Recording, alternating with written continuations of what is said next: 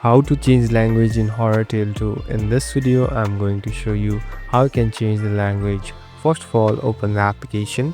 Now here on the bottom, you can see settings. Simply tap on settings. So we're in this settings interface. Here on the first option, you'll be able to see language. Here you can even see our drop down button. Simply tap on this drop down button. So here there are some limited language that you can change into. So simply select the language that you feel comfortable or that you want to change it to. So here I'm tapping on one.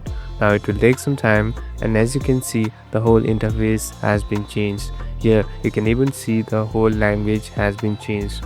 Now you can play the game easily.